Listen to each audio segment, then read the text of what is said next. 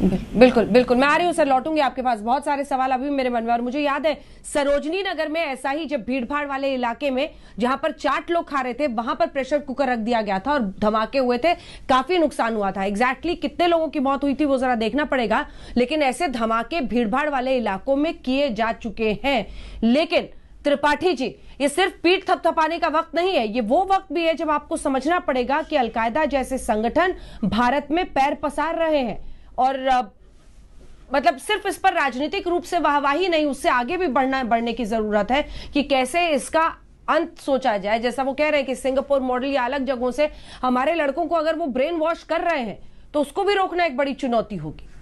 ऐसे sleeper cells. देखिए अंजना जी, आपने ठीक बात कही है कि ये राजनीतिक आरोप प्रत्यारोप का विषय नहीं है, बेहद संवेदनशील है। देश के नागरिकों की, उत्तर प्रदेश के नागरिकों की जीवन सुरक्षा से जुड़ा हुआ विषय है, और सुरक्षा से जुड़े हुए विषय पर निश्चित तौर पर पीठ हम जरूर थपथपाएंगे। आज खुफिया एजेंसियों के तमाम से जुड़े हुए जो जवान हैं उनकी भी, और यूपी एटीएस की भी जरूर पीठ थपथपाएंगे कि सही समय पे सही सूचना को एक्सप्लोर किया और इन आतंकियों को धर दबोचा है। देखिए, ये इस बात के लिए पीठ हम अपनी जरूर थपथपाएंगे कि आज बहुत वेल कोऑर्डिनेशन है पूरे देश भर में। अलग अलग राज्यों की जो एजेंसीज है, जो एटीएस है, अलग अलग एनआईए है, आईबी है, इन सबका बहुत वेल कोऑर्डिनेशन है। और यही कारण है कि अब देश में जो लगातार पहले भय का वातावरण होता था कि कब बम विस्फोट होगा, कहां बम विस्फोट होगा, कहां आतंकी घटना हो जाएगी। मुझे याद है, मैं सिलसिलेवार कहिए तो उत्तर प्रदेश की कुछ घटनाएं बता सकता हूं कि 2005 में किस तरह से अयोध्या में बम धमाका हुआ था, 2006 में किस तरह से वाराणसी में बम धमाका हुआ था, 28 लोग मरे थे। उसके बाद किस तरह से अयोध्या में, लखनऊ में, वाराणसी में और फैजाबाद में किस तरह से सीरियल ब्लास्ट हुए थे। हमें ये सारी घटनाएं याद है, और इन घटनाओं को याद करके फिर दहशत होती है, डर लगता है। लेकिन हम भरोसा दे रहे हैं कि अब देश में, प्रदेश में कहीं भी किसी प्रकार की कोई आतंकी घटना नहीं घटने पाए। इसके लिए सुरक्षा कर्मी, इसके लिए सुरक्षा एजेंसियां, खुफिया एजेंसियां लगातार चौकन्नी है और हर छोटी से छोटी घटना पर तुरंत रिस्पॉन्स कर रही है, त्वरित उसको बिना किसी राजनीतिक भेदभाव के, बिना किसी तरह के कोई प्रश्न। राजीव राय जी, क्या खामी दिख रही है आपको सरकार की इसमें? ठीक है, मैं आ रही हूँ। राजीव राय जी, क्या खामी दिख रही है सरकार की? अंजना जी, कुछ सवाल जो होते हैं ना, राजनीति से ज्यादा से धर्म से ऊपर होने चाहिए। जो आपने दूसरे सवाल में आदरणीय विक्रम सिंह से 3-4 क्वेश्चंस पूछे, मैं पूरी तरह आपकी चिंता से सहमत हूँ। मैं अपने, वो सवाल मेरे मन में भी थे। परेशानी तब होती है जब आपने बोला पीठ न थपथपाए और इन्होंने गिनवाना शुरू कर दिया। और कितना बड़ा अन्याय किया अंजना जी पुलवामा के शहीदों के साथ। इनकी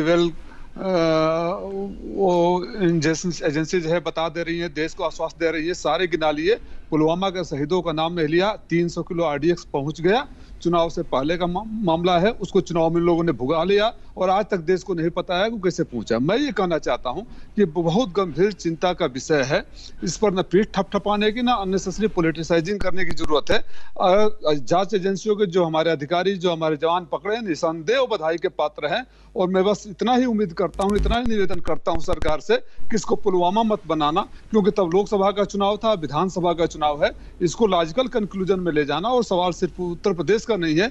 हम किसी और चैनल पर थे जहां 2-2 जनरल बैठे हुए थे और बता रहे थे देश में किस तरह फैल रहा है। तो देश का चिंता है, और देश की चिंता में हम आपके साथ हैं, सरकार के साथ हैं, सबके साथ हैं। इसको ब्लेम गेम और पॉलिटिसाइजिंग करना बहुत गलत बात है। और पीठ थपथपाने से पहले शहीदों को जरूर याद रखना चाहिए, क्योंकि आखिरी लाइन जोड़ दे रहा हूं अंजना जी, ये वही सरकार है। खान साहब, मैं आपके पास आ रही हूं जी, लेकिन उससे पहले मैं तंवर साहब आपके पास एक बार आना चाहती हूँ जी। ये अंतर्राष्ट्रीय आतंकी संगठनों का हिंदुस्तान में पैर जमाना, ये क्या कह रहा है तंवर साहब? देखिए, अलकायदा का जो प्लान है वो ओसामा बिन लादेन ने 3 बात कही है। उन्होंने कहा था कि खुदा बहुत मेरे ऊपर मेहरबान था कि मैं मुस्लिम परिवार में जन्म लिया, मैं अरब देश में जन्म लिया और मैं हिजरा 1377 में जन्म लिया। 3 बात है, मुस्लिम, दूसरी बात यह है लोकेशन अरब, और तीसरी बात है होली टाइम ऑफ इस्लाम।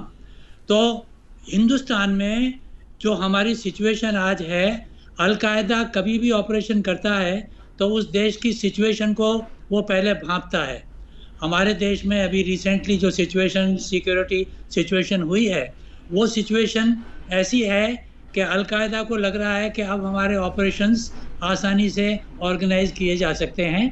और समय ऐसा आया है, ईद आ रही है, 21 तारीख को ईद है, इलेक्शन का टाइम हुआ है, योगी जी की पॉलिसी आई है कि किस तरीके से पॉपुलेशन कंट्रोल होना है।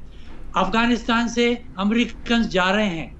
और अभी जो है आपने देखा कि इजरायली एम्बेसी के सामने कुछ बम ब्लास्ट हुए। तो जो सिचुएशन है कंट्री में, उसको देख करके अलकायदा प्लानिंग करता है।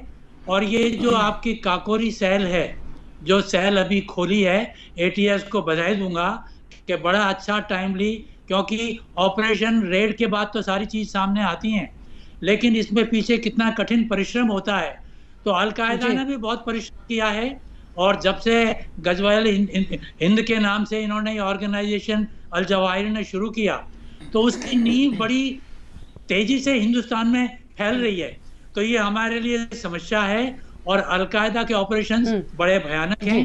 वो बड़े प्लान करके, आप जाते हैं 9/11 अमेरिका में हुआ, इससे पहले अफ्रीका के अंदर अमेरिकन एम्बेसीज के ऊपर अटैक हुआ।